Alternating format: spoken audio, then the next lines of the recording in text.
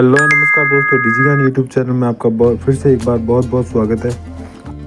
आज की वीडियो में 15 ऐसे गवर्नमेंट आईडी कार्ड के बारे में आपको बताऊंगा। अगर वो 15 आईडी कार्ड आपके पास में अगर हैं तो सरकार की ऐसे कोई सुविधा, ऐसा बेनिफिट नहीं है जिसका लाभ आप नहीं ले सकते।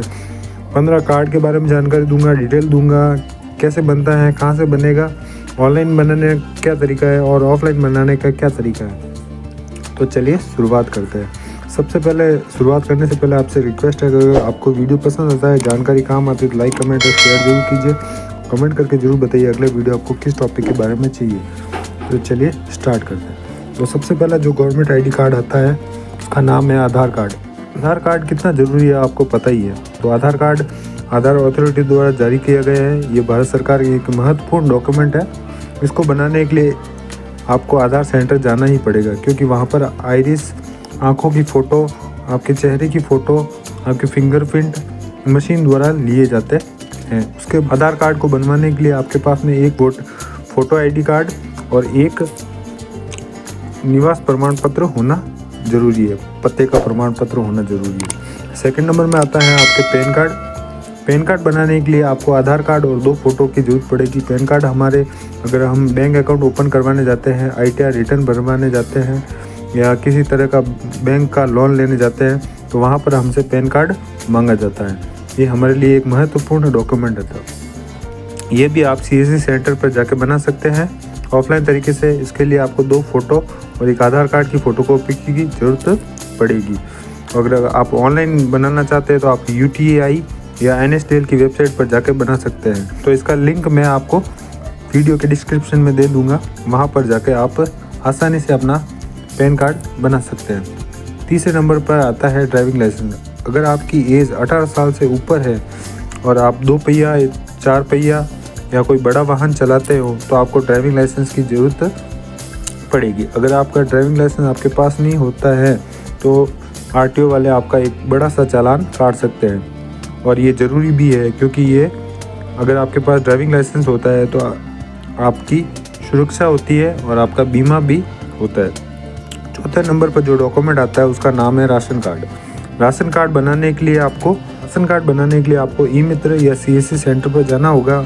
उसके लिए आपके सभी सदस्यों के फ़ोटो आईडी कार्ड, मुखिया का फ़ोटो, आपका पुराना राशन कार्ड अगर आपके पास में है तो आपका लाइट पानी का बिल, और ये सारे डॉक्यूमेंट आपको ले जाकर एक फॉर्म फिलअप करना पड़ेगा ई-मित्र पर जाकर, और वहाँ से जाकर आप बना सकते हैं। राशन कार्ड निवास प्रमाण पत्र के रूप में काम आता है, और अगर आप खाद्य सुरक्षा के अंदर रजिस्टर्ड हो तो आपको इससे हर महीने सरकार द्वारा सहायता भी मिलती है।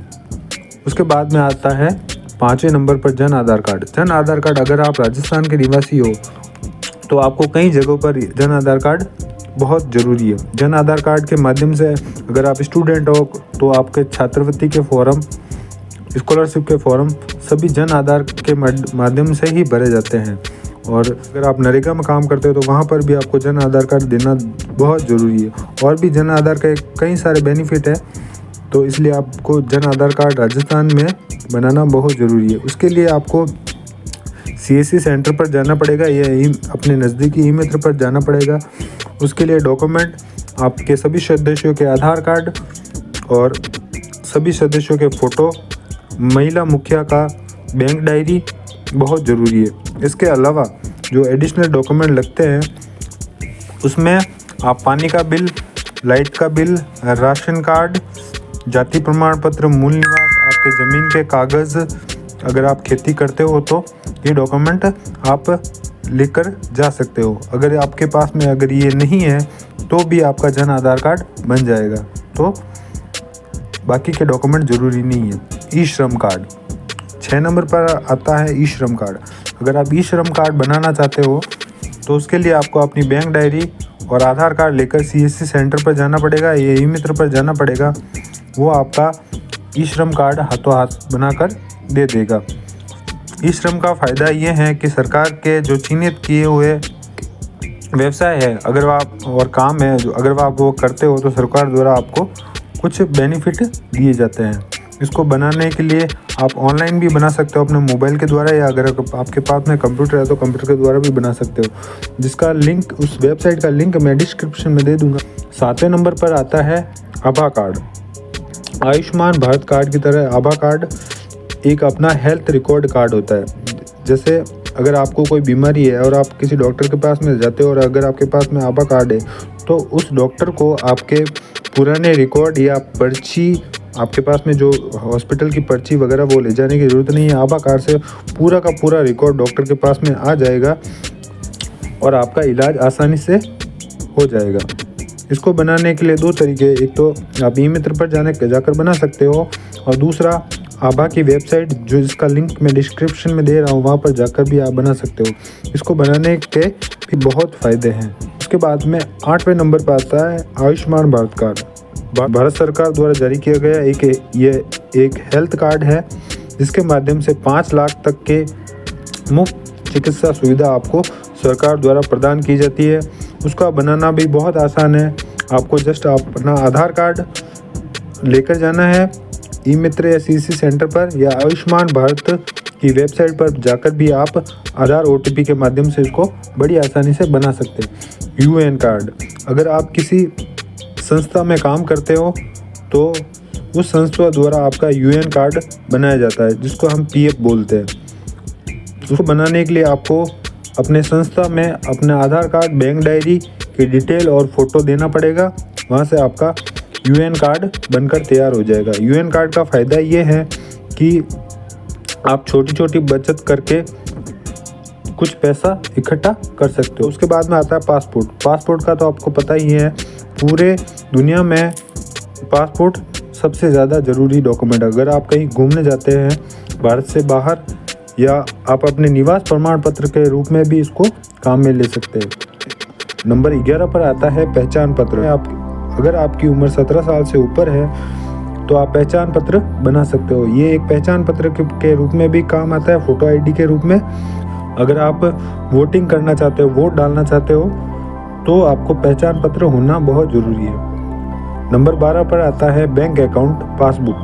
बैंक अकाउंट कितना ज़रूरी है उसके बारे में आपको बताने की ज़रूरत नहीं है। बैंक अकाउंट बनाने के लिए आपको अपना फ़ोटो, आधार कार्ड और अपना पैन कार्ड लेकर नज़दीकी अपने बैंक में जाना पड़ेगा, और वहाँ पर अपना एक फॉर्म भरकर आप बैंक अकाउंट बड़ी आसानी से ओपन करवा सकते हैं, खुलवा सकते हैं। उसके बाद में आता है 13 नंबर पर जाति प्रमाण पत्र। जाति प्रमाण पत्र बनाने के लिए आपको नज़दीकी CSC सेंटर या ई-मित्र पर जाना पड़ेगा। उसके लिए जन आधार कार्ड, आपके फैमिली में किसी सदस्य का जाति प्रमाण पत्र, या अपनी खेती की ज़मीन का डॉक्यूमेंट एक जिस पर जाति अंकित हो, राशन कार्ड और एडिशनल डॉक्यूमेंट जो भी लगते हैं वो आपको लेकर जाना है, और आपका जाति प्रमाण पत्र 10 दिन के अंदर बनकर तैयार हो जाएगा। और 14 नंबर पर आता है मूल निवास प्रमाण पत्र। अगर आप राजस्थान के निवासी हो या किसी भी राज्य के निवासी हो तो उसको प्रूफ करने के लिए मूल निवास प्रमाण पत्र भी बहुत ज़रूरी है। अगर आप एक स्टूडेंट हो तो ये आपके लिए और भी ज़्यादा ज़रूरी हो जाता है। उसको बनाने के लिए आपको ई-मित्र पर जाना पड़ेगा, और जाति प्रमाण पत्र के अंदर जो डॉक्यूमेंट लगते हैं वही के वही डॉक्यूमेंट आपको मूल निवास प्रमाण पत्र के अंदर भी लगेंगे। 15 नंबर पर आता है जन्म प्रमाण पत्र। जन्म प्रमाण पत्र जब बच्चा जन्म लेता है तो ये हॉस्पिटल द्वारा निःशुल्क बनाया जाता है। जन्म प्रमाण पत्र भी एक बहुत महत्वपूर्ण डॉक्यूमेंट है।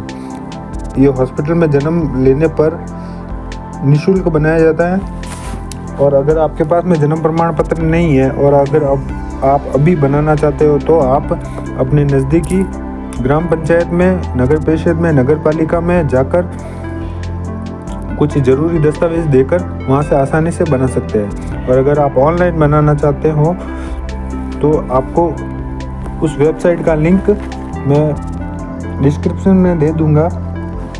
तो आज के वीडियो में इन सारे डॉक्यूमेंट की जानकारी थी। आई होप मेरा वीडियो आपको पसंद आया होगा। तो अगर पसंद आया तो लाइक, कमेंट और शेयर जरूर करें, और चैनल को सब्सक्राइब करके ज़रूर रखें ताकि आने वाले वीडियो के सारे नोटिफिकेशन आपको सबसे पहले मिल सके।